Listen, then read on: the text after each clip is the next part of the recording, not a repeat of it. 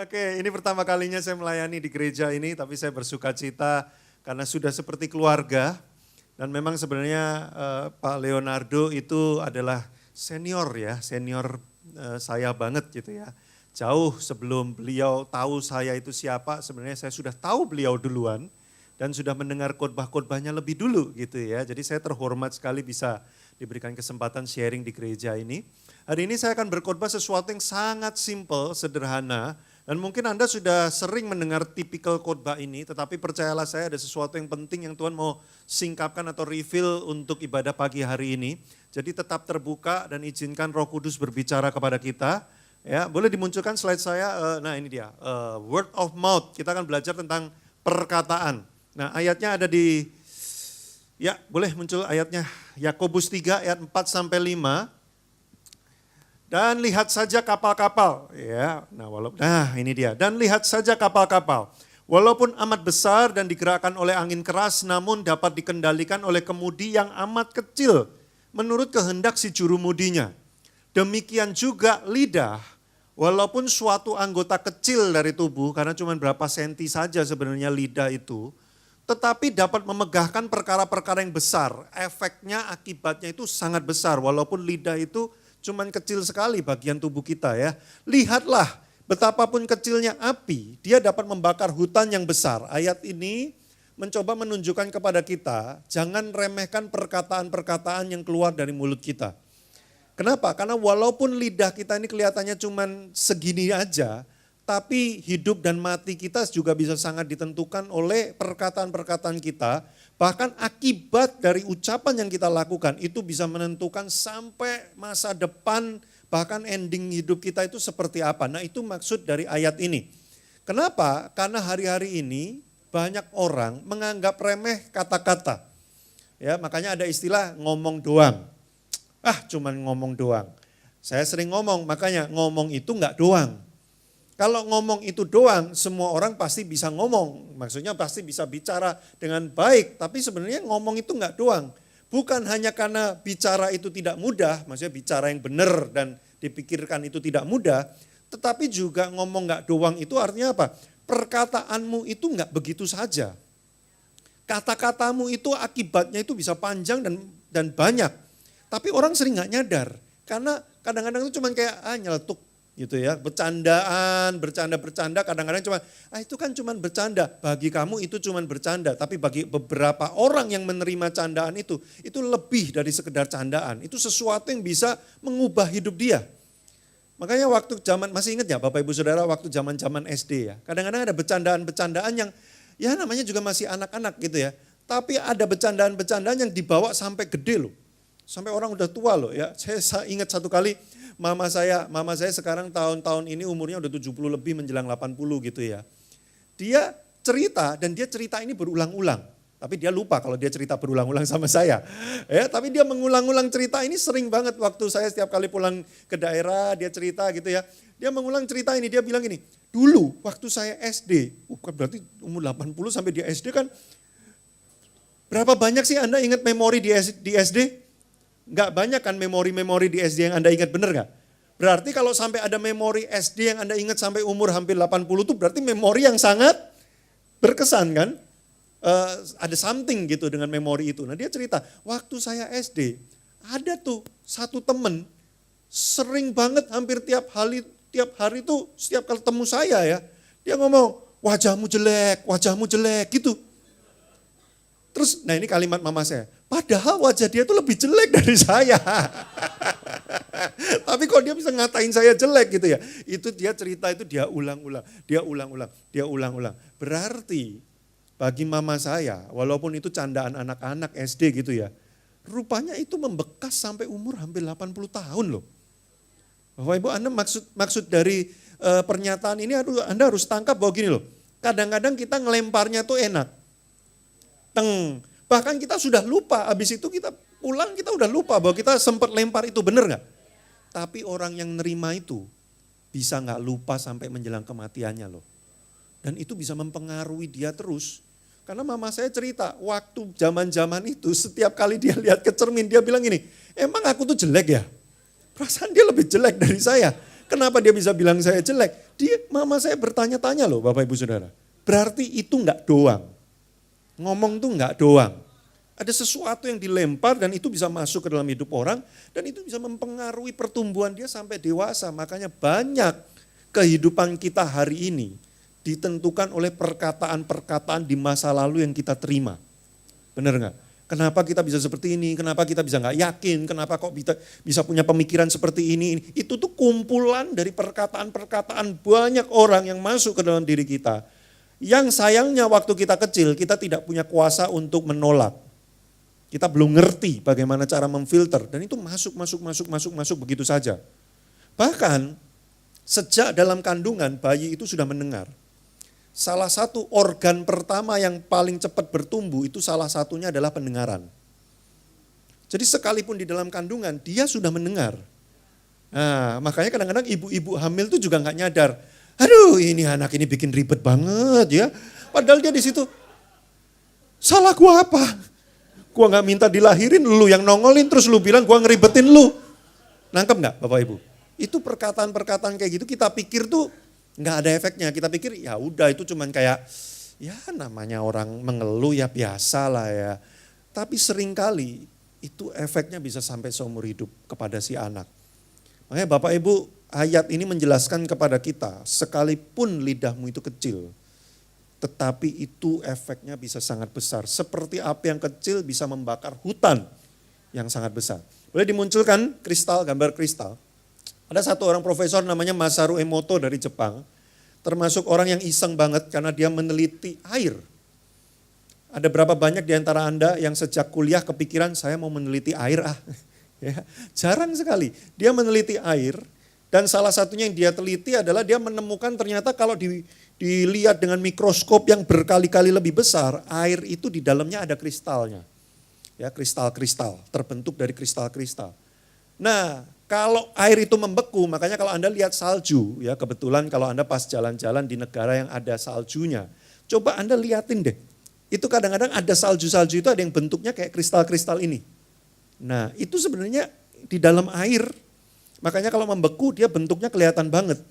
Nah, tapi kristal ini kita nggak bisa lihat pakai mata normal begini ya, mesti pakai mikroskop yang memperbesar, jadi baru kelihatan. Nah, si profesor ini ngeliatin berbagai air dia kumpulkan yang model kayak gini, model kayak gitu, dia lihat di dalamnya.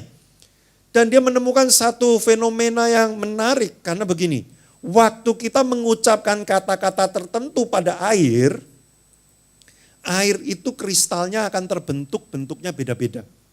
Wah, ya. Nggak sia-sia juga orang ini meneliti air ya, lumayan seru ya ternyata ya. Nah, di situ kita lihat yang paling kiri atas. Kalau kita ngomong kata thank you, terima kasih, kamsahamnida, ya, xie gitu ya, terima kasih gitu ya. Rupanya air itu di dalamnya kristalnya akan terbentuk modelnya kayak gitu. Nah, kalau kita ngomong kalimat wisdom, ya hikmat gitu ya. Anda jangan eksperimen langsung sekarang nggak kelihatan, coba thank you. Mana Pak? Nggak ada Pak. Beli dulu mikroskopnya ya, harganya mahal itu ya. Nah, kalau kita ngomong hikmat, wisdom, ternyata kristalnya bentuknya berubah, jadi kayak gitu. Nah, kalau kita ngomong kalimat truth, kebenaran, bentuk kristalnya berubah lagi. Bagus-bagus ya kristalnya ya. Nah, Bapak Ibu, dia meneliti sampai di bagian ini kalau kita ngomong kalimat ini, you fool itu adalah bego lu, gitu maksudnya. Ya, kalau kita ngomong kalimat itu, rupanya air itu kristalnya ambiar, enggak berbentuk. Nah, kita kalau ngomong kalimat yang paling bawah kiri itu you make me sick ini itu kurang lebih kayak begini loh. Kamu tuh nyebelin banget. Aduh, bikin saya muak, nggak mau lihat wajah kamu. Hus gitu ya. Pergi sana, ya. Nah, kurang lebih bentuk kristalnya juga ambiar, nggak berbentuk. Nah, yang menarik adalah dua yang terakhir nih. Dia meneliti air yang sudah terpolusi tapi tidak didoakan. Nggak ada kristalnya, hancur. Air yang sama yang sudah terpolusi itu, terus kemudian diucapkan doa, ya didoain gitu ya. Oh air ya, thank you ya, kamu sudah menolong kehidupan banyak orang ya. Tuhan menciptakan kamu luar biasa sekali air ya. Jangan praktekkan di rumah. Nanti kalau ada yang lewat ya, Anda dibawa ke rumah sakit jiwa ya. Ini biar profesornya aja yang neliti kayak gitu ya. Nah, air yang terpolusi yang sama ketika diucapkan kata-kata yang baik, doa memberkati air itu, kristalnya terbentuk walaupun air itu terpolusi. Ih, wajah Anda kok gak percaya sih sama saya ya. Coba nanti ke YouTube ya, Masaru Emoto gitu ya. Nah itu ada banyak tuh video-video dokumentasinya di situ. Nah dari sini kita melihat rupanya perkataan kita itu bisa sampai sebesar itu pengaruhnya.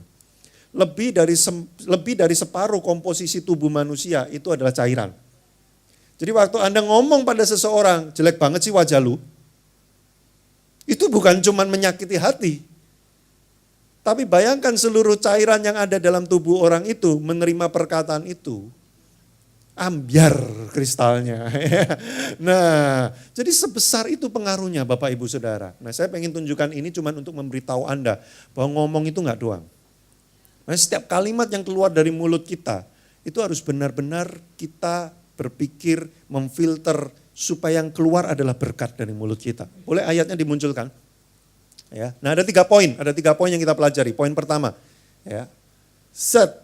Apa sumber sikap dan perkataan? Nah poin pertama yang kita pelajari dari semua ini adalah gini. Apa sih dasarnya kita bisa keluar perkataan-perkataan seperti itu? Sumbernya apa sih? Nah ayatnya sekarang kita baca. Dengan lidah kita memuji Tuhan Bapa kita. Dan dengan lidah kita mengutuk manusia yang diciptakan menurut rupa Allah.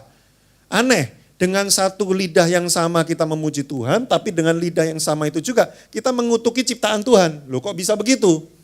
Ya, dari mulut yang satu itu keluar berkat dan kutuk. Hal ini saudara-saudaraku tidak boleh demikian terjadi. Coba bilang sama kiri kanannya, tepuk pundaknya gini, gak bisa kayak gitu. 1, 2, 3, gak bisa kayak gitu ya.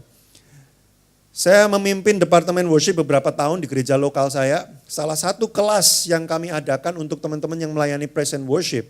Salah satu kelasnya kami mengajarkan gini, gak bisa, gak boleh haram hukumnya di atas mimbar. Kita bisa ngomong, wah Tuhan Yesus engkau sungguh dahsyat, engkau baik dan sebagainya. Begitu turun mimbar, anjir keren banget itu. Nggak bisa kayak gitu.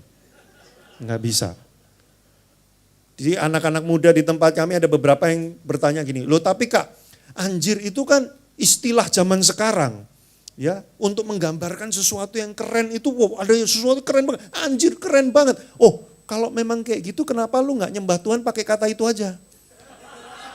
Kan Tuhan keren, ya kan? Jadi sungguh anjir kau Tuhan. Kok lu gak bikin lagu kayak gitu? Karena dalam hatimu tahu itu bukan cuma soal keren. Nah kami ngajarkan itu di kelas. Kenapa? Karena kadang-kadang kita itu dari mulut yang sama bisa wah memuji Tuhan. Tapi mulut yang sama juga kita keluar hal-hal yang tidak baik dari situ. Gak bisa kayak gitu. Adakah satu sumber memancarkan air tawar dan air pahit saatnya bersamaan gitu ya. Satu sumber mata air ya rasa airnya cuma satu, nggak mungkin ada misalkan Anda beli satu botol soft drink gitu ya, rasa sarsaparilla misalkan gitu ya. Terus waktu Anda minum, apa rasanya? Sarsaparilla. Oh ya benar ya. Coba minum kedua, apa rasanya? Jeruk. Coba minum lagi, ketiga, apa rasanya? Duren. Apa itu minumannya? Anda akan bingung. Nggak mungkin dari satu botol yang isinya sama bisa keluar berbagai macam jenis. Nggak bisa. Nah Bapak Ibu kita mesti memahami apa sumber.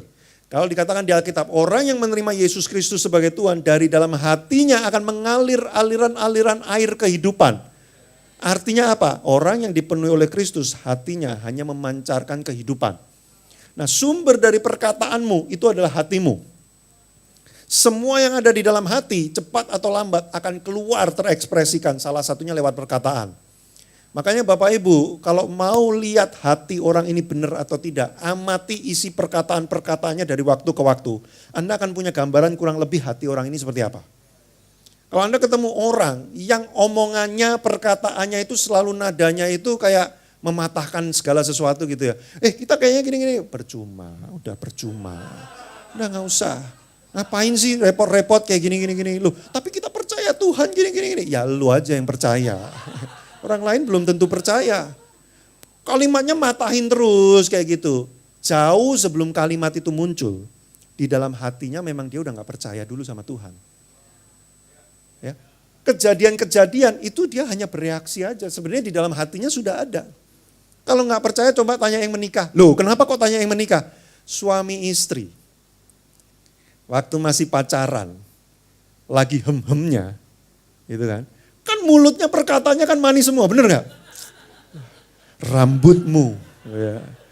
Setiap kali ketemu, rambutmu seperti nyiur melambai.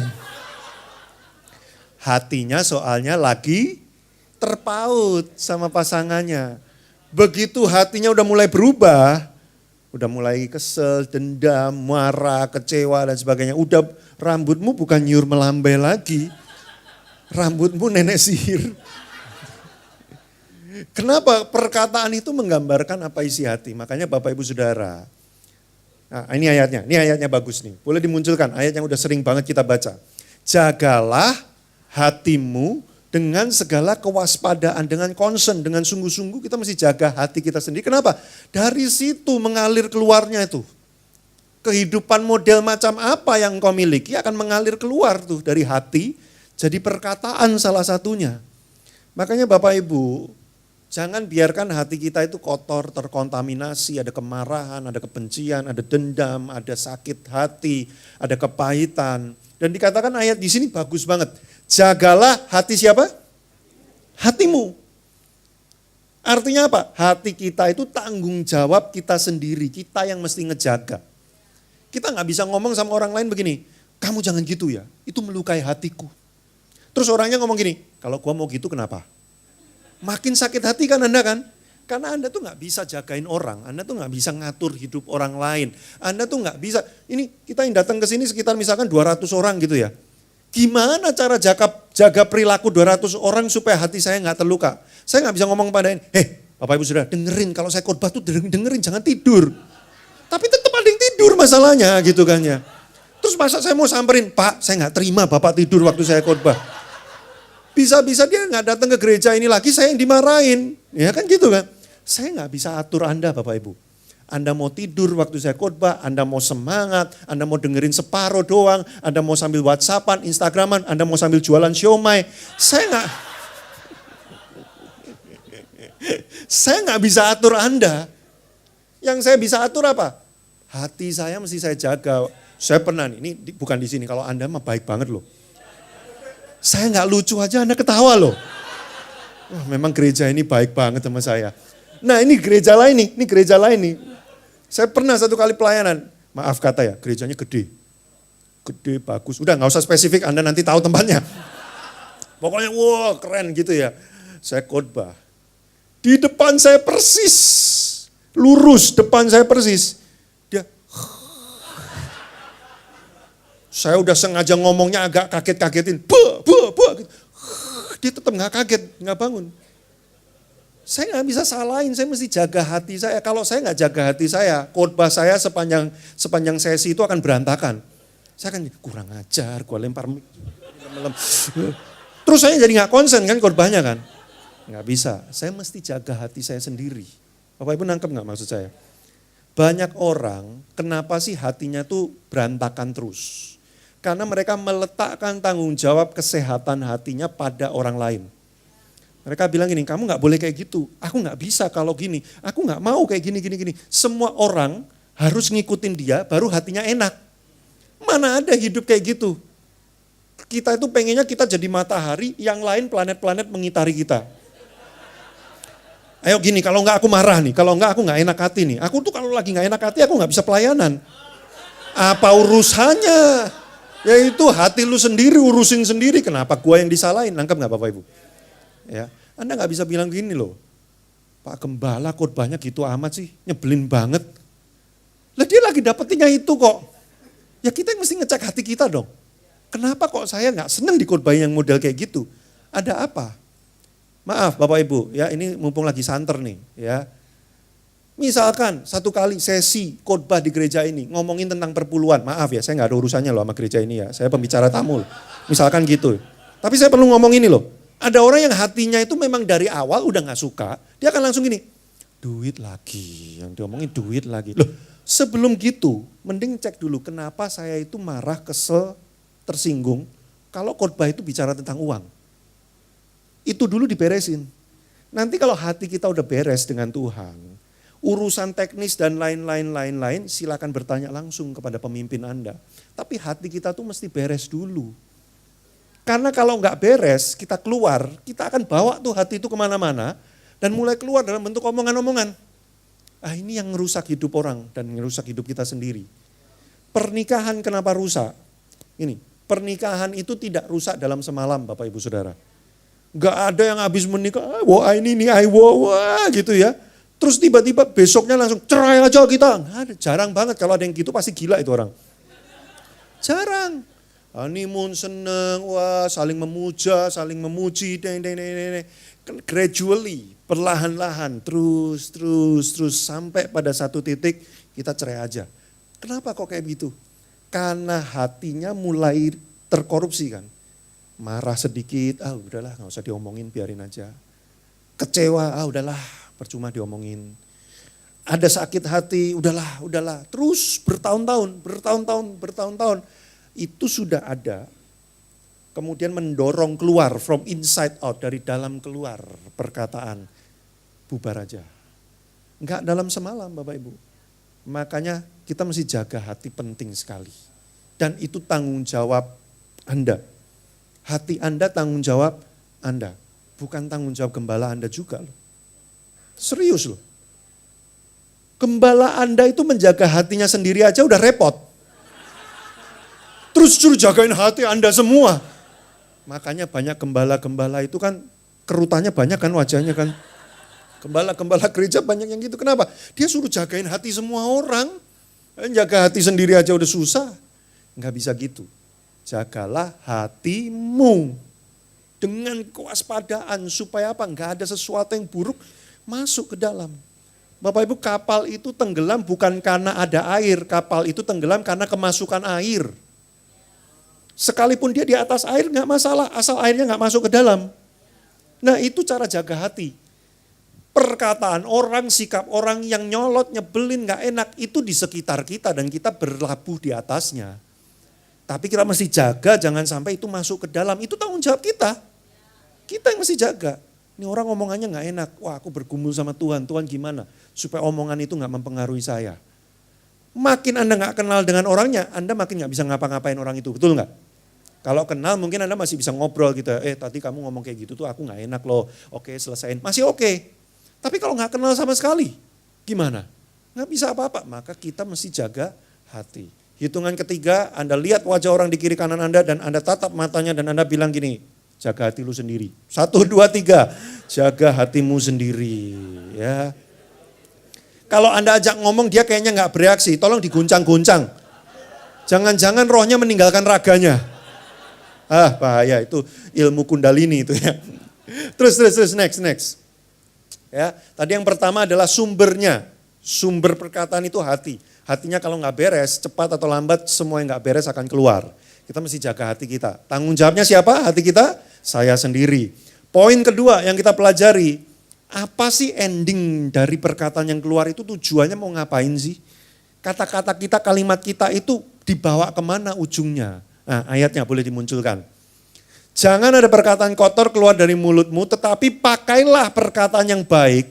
Untuk apa Bapak Ibu Saudara? Membangun. Ada orang yang perkataannya itu menambahkan. Jadi orang itu yang dapat perkataan kita dibangun, ditambahkan.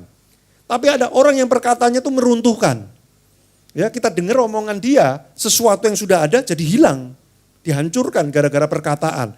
Nah, kita mengatakan pakailah perkataan yang baik untuk membangun. Terlebih sebagai orang Kristen dan di dalam gereja. Bapak Ibu, saya suka bingung kalau di luar gereja candaan, lelucon-lelucon yang nabrak-nabrak, nyerempet-nyerempet sampai membuat orang tuh rasa berharganya itu bisa terluka, ya sudahlah namanya juga orang yang belum kenal Kristus kan gitu ya. Tapi kalau di dalam gereja sampai perkataan, jujur, ini saya jujur ya, banyak saya jumpai di gereja, kalau ada orang datengin, bro, aku merasa nih tergerak nih, aku pengen doain kamu, boleh enggak? Itu tuh kayak aneh gitu ya. Tapi begitu bercanda yang biasa gitu ya, memang begitulah kita. Itu saya bingung Bapak Ibu Saudara. Karena harusnya kita di dalam gereja ini, perkataan membangun itu sesuatu yang normal, biasa, dan harusnya tuh fluent kita semua. Kita tuh harusnya di gereja ini ketemu orang tuh mengucapkan kata-kata membangun tuh udah jadi kayak habit gitu ya. Kayak tiba-tiba bisa dapat dari Tuhan, aku merasa ya kayaknya mungkin hari-hari ini kamu kayaknya dalam banyak pergumulan, nggak apa-apa ya, tetap kuat ya, Tuhan tidak tinggalkan kamu. Yang kayak gitu-gitu tuh kita harusnya udah biasa. Tapi hari-hari ini banyak kekristenan dan banyak gereja, kalau ada orang ngomong kayak gitu, kita kayak, apa sih? Giliran bercanda yang selengean gimana-gimana, kita malah kayak biasa aja. Nah ini dia, pakailah perkataan yang baik untuk membangun di mana perlu, dimanapun diperlukan, kita keluarkan itu. Supaya apa? Supaya mereka yang mendengar perkataan kita, apa Bapak Ibu bersama-sama, beroleh kasih karunia. Jadi orang yang dengerin perkataan itu, kayak dapat kekuatan baru lagi gitu, kayak dapat kasih karunia. Dia tadinya udah gak mampu, dia tadinya udah gak sanggup, kayak tiba-tiba ada kekuatan lagi yang membuat dia sanggup lagi. Wah itu gereja, itu gereja. Jangan sampai justru orang ketemu kita bukan mendapat kasih karunia, tapi butuh kasih karunia untuk ketemu kita. Waduh, baru jarak masih 100 meter, waduh dia ada. Dia datang nih kebaktian hari ini nih, dia ada di sini. Oh Tuhan lewatkanlah cawan ini daripadaku. Duh gimana ngadepin orang ini ya. Ketemu dia bukan dapat kasih karunia, butuh kasih karunia. Nah kenapa? Karena ini orang kalau ngomong tajam banget ya, jelep gitu ya. Wah keluar asal aja. Bapak Ibu kita berdoa, kita berlatih, kita belajar supaya kita tidak seperti itu. Saya ngerti ada orang-orang yang dilahirkan dengan bawaan itu memang tajam gitu ya lidahnya ya. Seperti lidah mertua. Enggak, jangan gitu ya. Enggak semua mertua begitu. Karena cepat atau lambat kita semua akan menjadi mertua masalahnya. Nah, ya ada orang yang memang bawaannya itu, ya ada orang yang lahir itu bawaannya kalau ngomong itu muter-muter ya. Mau minta tolong apa aja butuh 3 jam ngomong, muter, karena gak enak hati. Tapi ada orang itu yang terlalu lurus banget gitu ya. Rambutmu jelek, kamu potong di mana? Murahan, pantesan. Kita kadang-kadang juga, iya lu duit lu banyak, buat gua itu udah mahal, ngomong murahan, jelek lagi, waduh gua gak mau ke gereja lagi. Ada orang yang bawaannya itu gitu, memang ada. Ada juga orang yang dibentuk oleh keluarga yang memang begitu. Bukan cuma papa mamanya, itu satu keluarga besar kalau ngomong itu tusuk-tusukan semua. Jelap. Nah dia dari lahir udah melihat pemandangan itu. Dan dia terbiasa begitu akhirnya. Ya, nah makanya Bapak Ibu Saudara, saya ngerti tidak semua dari kita itu, kita tuh beda-beda gitu ya. Tapi waktu Anda menerima kebenaran ini, berlatihlah. Belajarlah, berlatihlah, berdoalah ngomong sama Tuhan, Tuhan memang kadang lidahku ini tak terkendali Tuhan, karena lidah tak bertulang. Agak susah dikendalinya, tapi tolong aku Tuhan, ingatkan aku Roh Kudus. Nah itu caranya, bukannya gini, habis gimana? Ya, memang udah kayak gini. Ya Tuhan aja menerima saya apa adanya. Masa kalian gak terima saya apa adanya? Ini saya beritahu ya, Tuhan menerima Anda apa adanya. Tapi Tuhan tidak mau membiarkan Anda terus seadanya. Kayak gitu terus, dari pertama sampai nanti kayak gitu terus. Gak mau. Tuhan pengen menumbuhkan Anda. Dia terima memang Anda apa adanya, gak apa-apa. Tapi Tuhan akan memproses Anda, melatih Anda, mengajari Anda supaya makin serupa Kristus. Jadi tidak bisa kita tuh beralasan gini, memang aku begini Pak. Ya, apalagi bawa-bawa ini lagi, keturunan apa, aku memang orang dari negeri ini gitu ya. Kalau ngomong ya kayak gini, lahir barulah dalam Kristus. Supaya jadi warga negara kerajaan surga, udah beda nanti. Ya itu kan gitu kan. Makanya ada orang yang bilang begini, maaf ini nyerempet dikit ya. Ada orang yang bilang gini, aku memang dilahirkan beginilah. Ya, aku memang menyukai sesama jenis, aku dilahirkan kayak begini. Firman Tuhan katakan, lahirlah baru kembali. Jangan hidup dengan identitasmu sebagai manusia yang lama. Hiduplah dalam identitas manusia yang baru. Maksudnya apa Pak? Nanti kapan-kapan ya kita bahas yang itu ya. Nah ini balik lagi ke sini. Jangan, memang bawaannya aku kalau ngomong gini, enggak, lahir baru kembali, izinkan Tuhan membentuk Anda. Karena Tuhan pengen memakai perkataanmu supaya orang yang ketemu Anda mendapat kasih karunia. Perkataan yang penuh kasih karunia itu nggak selalu yang modelnya gini loh. "Ah, Bapak baik sekali ya Bapak ya. Oh Bapak puji Tuhan ya. Apa? Bapak habis ditipu orang. Puji Tuhan Pak." Bukan yang selalu lembut, kayaknya senyum-senyum. Enggak, perkataan yang mendatangkan kasih karunia itu kadang-kadang memang dalam bentuk yang straight, keras, tegas. Tetapi apa yang membedakan? Yang membedakan adalah itu datang dari Tuhan di saat yang dibutuhkan.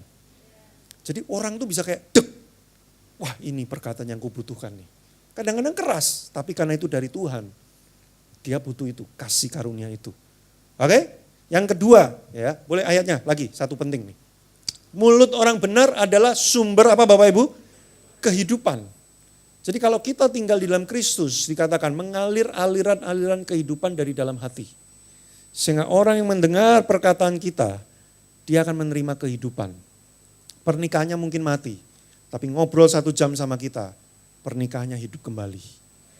Keuangannya mati, dia ngobrol 1 jam sama kita, dia punya harapan hidup kembali keuangannya. Jiwanya udah mati, udah nggak pengen ngomong ngapa-ngapain lagi, udahlah pasrah aja sama hidup.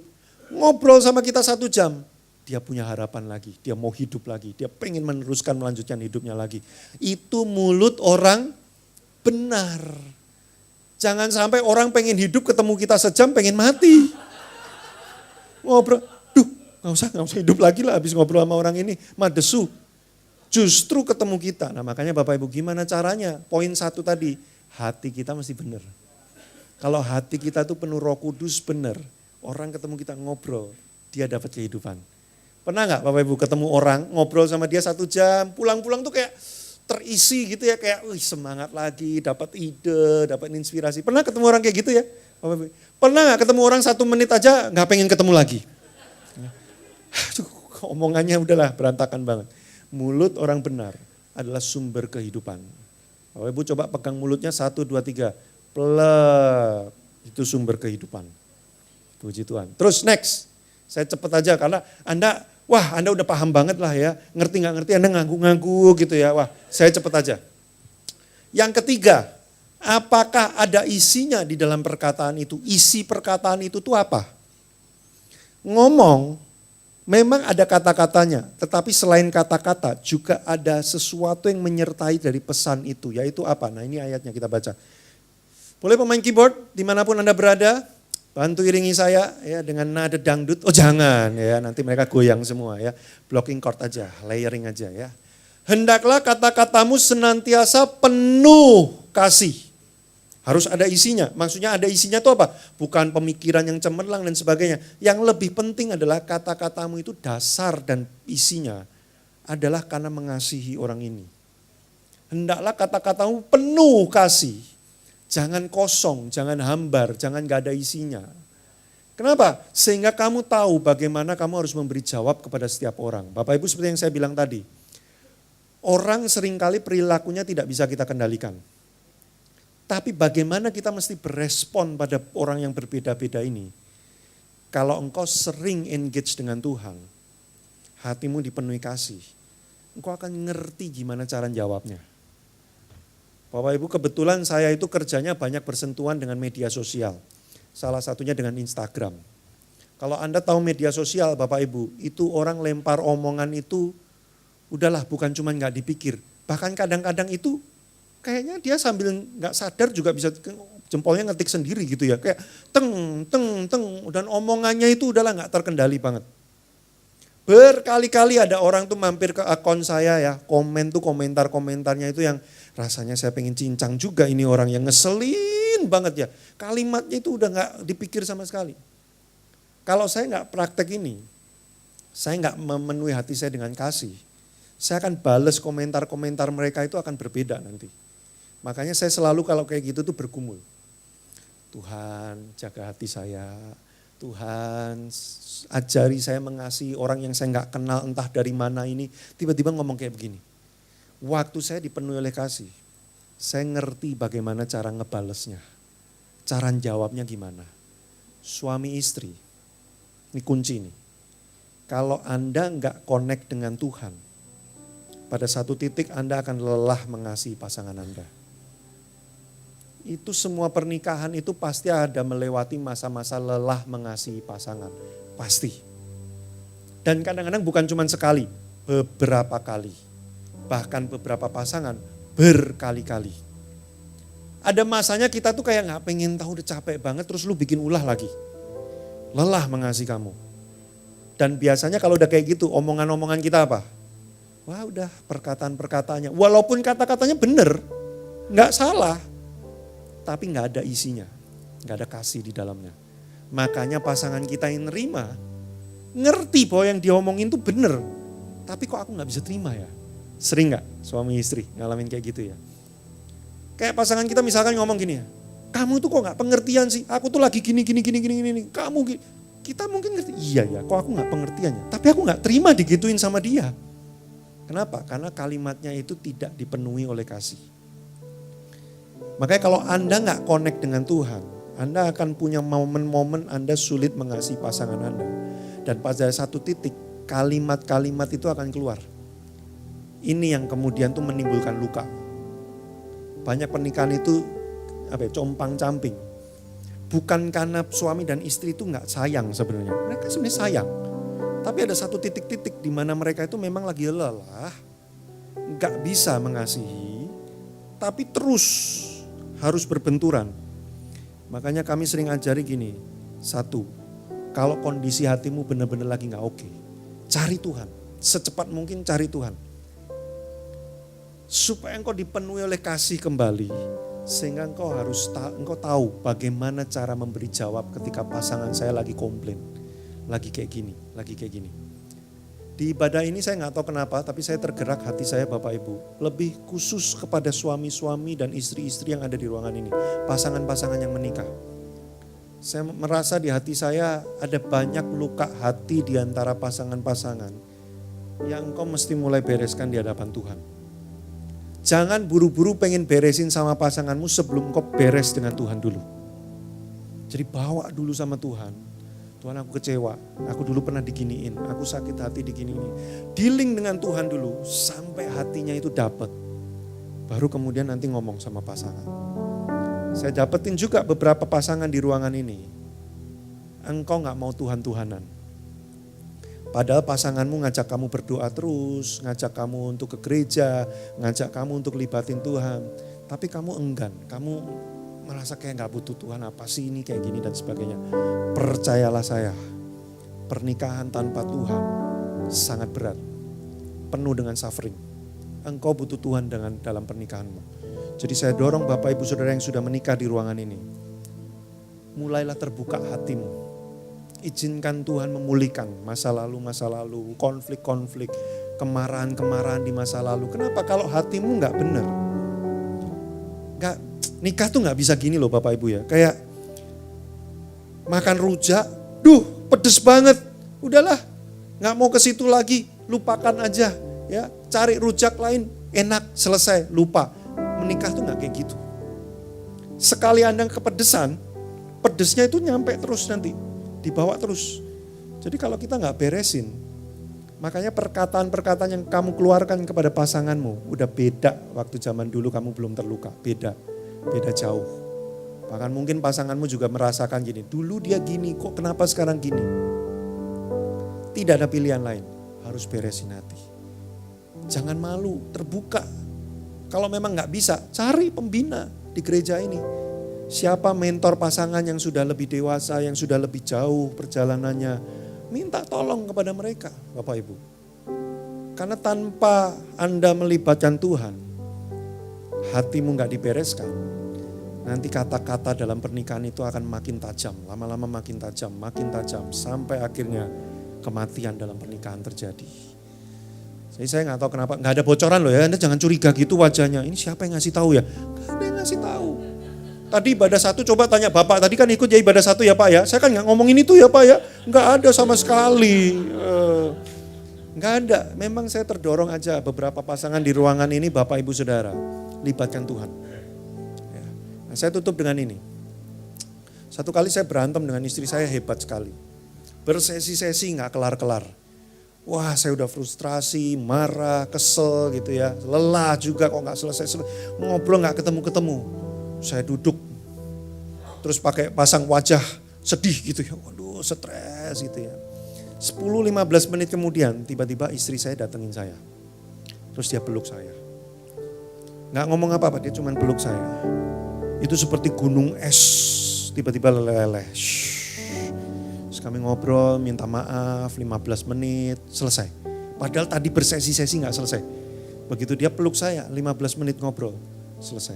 Setelah selesai saya tanya, kok kamu datang peluk saya? Emang sudah nggak marah ya? Dia bilang gini, masih sama marahnya waktu aku datang. Terus kenapa kok kamu mau? Dia ngomong gini, karena aku pernah berjanji untuk mengasihi kamu dalam keadaan apapun. Bapak Ibu Saudara, kenapa saya ceritakan cerita ini? Karena gini, istri saya tahu hatinya lagi gak oke, tapi dia memutuskan gak mau hidup dalam hati yang gak oke itu. Saya tahu dia berjuang bergumul dengan Tuhan di tengah konflik. Kami itu terbiasa, saya sama istri saya itu terbiasa. Sekalipun di tengah konflik, kami itu terus berseru pada Tuhan. Saya tuh sering, Tuhan kok kayak gini Tuhan, tolong ini saya mesti jawab apa. Ngomongnya udah kayak gini, keadaannya. Saya selalu seperti itu dalam setiap konflik dengan istri saya. Istri saya selalu seperti itu. Kami libatkan Tuhan. Di tengah-tengah situasi itu seringkali Tuhan mengintervensi menjamah hati kami. Saya beberapa kali juga ngalamin di tengah konflik udah aduh Tuhan gimana ya. Tiba-tiba itu seperti ada sesuatu yang masuk di hati gitu ya. Saya bisa melihat istri saya dengan perasaan yang sangat mengasihi walaupun situasinya lagi marah sekali. Lagi gak oke. Tapi saya tahu ini Tuhan nih. Tuhan lagi jamah hati saya nih. Dan itu langsung mengubah cara saya menjawab. Saya yang tadinya langsung oke, jadi gimana? Bisa begitu. Jadi tahu cara memberi jawab. Karena kasih masuk. Sudah mesti libatkan Tuhan. Nah, saya tutup. Ya, sudah selesai khotbah saya tutup dengan ini. Bapak Ibu Anda pasti pernah mendengar ayat bunyinya gini ya. Iman itu timbul dari pendengaran. Pendengaran akan firman. Betul. Tapi Anda juga tidak boleh lupa bahwa ada ayat yang bunyinya begini. Iman tanpa perbuatan adalah mati. Artinya apa? Anda dengerin firman Tuhan dalam sesi khotbah ini. Mungkin iman Anda sudah timbul. Pengertian Anda sudah muncul. Awareness, kesadaran Anda muncul. Tapi kalau Anda nggak praktekkan, itu akan tenggelam mati lagi. Jadi langsung detik ini juga saya ajak Anda untuk praktek. Dari apa yang Anda dengarkan barusan. Sudah saya berikan waktu kurang lebih 5 menit. Nggak usah pakai acara melo-meloan nyanyi dulu, ya di setting-setting dulu. Pakai kalimat-kalimat yang mendayu-dayu, nggak usah. Sekarang aja, langsung dengan mata terbuka, nggak usah tutup-tutup, tetap ngintip juga sama aja. Ya. Dengan kesadaran yang penuh, Bapak Ibu Saudara, Anda sudah dengar firman-Nya bahwa perkataan Anda itu berkuasa menghidupkan. Kalau Anda datang dengan pasanganmu, suamimu atau istrimu, datangi dia, pegang tangannya, kalau perlu peluk dia, lalu doakan, ucapkan perkataan-perkataan yang menghidupkan untuk dia. Kalau engkau datang dengan anakmu, doakan anakmu. Kalau engkau datang dengan orang tuamu, doakan orang tuamu. Kalau saya datang enggak dengan siapa-siapa, gimana Pak? Lihat sekeliling ini banyak orang, mana wajahnya yang mendorong kamu untuk tergerak? Datengin orang itu dan doakan dia, pria dengan pria, wanita dengan wanita, supaya enggak ada modus. Datengin dia, doakan dia. Pak, saya gak bisa doa. Gak usah doa yang jago-jago, ngapain doain bangsa dan negara. Enggak. Apa aja yang di hati, gak usah panjang juga gak apa. Apa aja yang di hati, ngomong aja. Tuhan, aku mendoakan saudaraku ini. Apa aja yang di hati. Kalau ada di antara saudara yang berasa gini, Pak, kami tuh gak pernah yang kayak gini-gini. Gak ada di tempat ini. Makanya dibikin ada sekarang. Harus ada. Saudara harus doakan. Gini loh. Jangan sampai nanti pasanganmu, anakmu, orang tuamu sudah di peti mati tidak bernyawa. Baru kamu ngomong semuanya, aku sayang kamu, aku gak mau. Telat, dia udah gak denger. Mumpung dia masih bernafas di pinggirmu sekarang. Waktunya sekarang untuk kamu ngomong sama dia. Supaya tidak ada penyesalan nanti waktu tidak ada kesempatan lagi. Karena kamu sudah pakai sekarang. Bapak Ibu, yuk tanpa malu, jangan sungkan, jangan enggan. Pokoknya yang berasa di hati kayak deg-degan, udah itu langsung aja ya, nggak usah kayak Ya enggak, udah sekarang iya. Oh saya enggak deg-degan, justru itu harus iya. Udah, sekarang semuanya datengin pasanganmu, istrimu, suamimu, doakan dia. Ucapkan perkataan-perkataan yang menghidupkan. Apapun. Pemimpinmu, orang yang kamu muridkan, anggota komselmu, temenmu, rekan pelayanan, siapapun. Ayo saudara, udah sekarang waktunya. Terutama pasangan dulu, yuk doakan. Orang tuamu juga. Anakmu juga, ayo doakan Bapak Ibu Saudara. Datengin, jika perlu keluar dari kursi. Kalau ada orang yang kau pengen hampiri, siapa? Ayo inilah gereja. Gereja bukan bioskop tempat untuk nontonin orang. Kita semua bergerak, kita semua melakukan firman Tuhan. Itulah gereja. Ayo semuanya dalam hadirat Tuhan. Oh saya berdoa Tuhan mengurapi doa-doa yang dinaikkan pada saat ini di tempat ini dalam nama Yesus. Kehidupan muncul kembali pada waktu mereka berdoa untuk keluarga mereka, sahabat mereka, pasangan mereka dalam nama Yesus. Kehidupan muncul kembali, pengharapan muncul dalam nama Yesus. Mengalir Tuhan. Oh Roh Kudus mengalir sekarang. Haleluya, haleluya. Ucapkan perkataan-perkataan dari Tuhan. Berkati pasanganmu, berkati anakmu, berkati orang tuamu, saudaramu, siapapun. Ayo jangan malu. Belum pernah lakukan ini, lakukan Bapak Ibu Saudara. Untuk pertama kalinya lakukan. Jangan tunggu lagi, jangan tunggu, ayo bergerak. Yes, haleluya. Terus Bapak Ibu semua, jangan ada yang menonton, semua terlibat, semua bergerak. Haleluya, haleluya. Wow, lakukan terobosan Tuhan. Melalui doa-doa ini terjadi terobosan, tembok-tembok diruntuhkan dalam nama Yesus. Hubungan-hubungan yang telah pudar, oh Tuhan sambung kembali dalam nama Yesus. Pengharapan-pengharapan yang sudah mati Tuhan nyalakan kembali pagi hari ini dalam nama Yesus. Oh haleluya, haleluya, haleluya, haleluya.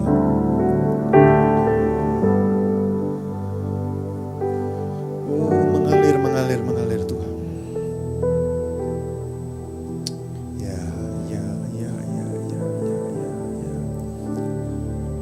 Apa-apa, jangan malu Bapak Ibu Saudara, meskipun mungkin pasanganmu tampak tidak bergeming, doakan saja.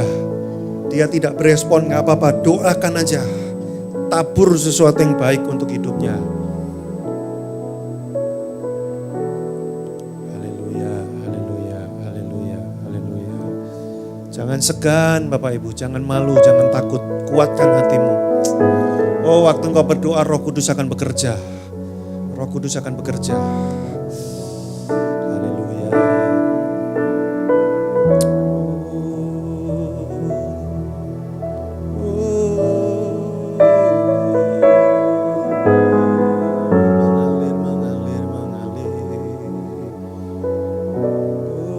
Setiap keluarga mengalir Tuhan di tempat ini.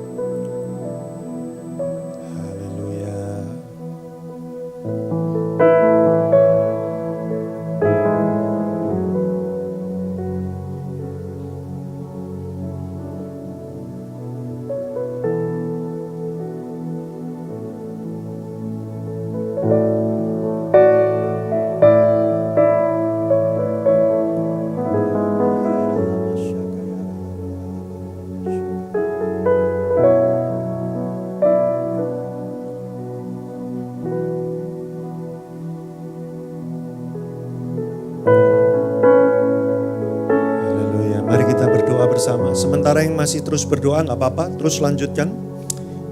Yang sudah selesai berdoa, mari kita datang di hadapan Tuhan. Tuhan Yesus, yang hari ini kami mendengar firman-Mu, Engkau memakai perkataan kami untuk menghidupkan. Ketika dunia ini diciptakan, Engkau menggunakan perkataan-Mu untuk menghidupkan segala sesuatu. Dan firman yang hidup itu tinggal dalam hati kami. Maka setiap perkataan kami juga akan menghidupkan, menciptakan ulang kembali kehidupan-kehidupan orang lain. Tuhan jamah setiap kami di ruangan ini, setiap jemaat-Mu. Aku secara khusus berdoa untuk pernikahan-pernikahan yang ada di ruangan ini. Kalau ada yang mengalami sakit, mengalami luka, mengalami kemarahan-kemarahan yang ada dalam pernikahan-pernikahan, aku berdoa dalam nama Yesus, kasih-Mu mengalir menjamah setiap kami di ruangan ini Tuhan. Oh, kembalikan kasih yang mula-mula itu. Tuhan, mungkin ada yang sudah putus asa dengan pernikahannya. Aku berdoa Tuhan jamah dalam nama Yesus. Kuatkan hatinya, hiburkan hatinya. Biarlah Engkau berbicara kepada mereka, menguatkan hatinya kembali Tuhan. Memberikan hikmat pertolongan-Mu Tuhan, supaya mereka tahu harus melakukan apa. Hati yang keras, pikiran-pikiran yang telah keras Tuhan lembutkan oleh kasih-Mu dalam nama Yesus. Sehingga mereka bisa berbicara kembali, membangun pernikahan mereka lebih kuat lagi. Aku memberkati jemaat yang sudah mendengarkan firman dan menangkap hati dengan hati mereka Tuhan. Biarlah firman ini terus ingat, bertumbuh dalam hati mereka. Setiap hari mereka mempraktekkannya dengan perkataan-perkataan yang menghidupkan buat orang lain. Tuhan, urapi lidah dan bibir setiap anak-anak-Mu di tempat ini. Sehingga setiap jiwa-jiwa yang berjumpa dengan mereka, mereka bisa melihat Kristus ketika mereka ngobrol dengan setiap kami yang ada di tempat ini. Terima kasih, materaikan firman-Mu oleh kuasa Roh Kudus terus bertumbuh. Tuhan bahkan terus memberikan urapan melalui firman yang kami terima, semakin menghasilkan buah-buah dalam kehidupan kami. Dalam nama Yesus Kristus kami berdoa dan mengucap syukur. Haleluya. Amin. Tuhan Yesus memberkati. Silakan duduk kembali.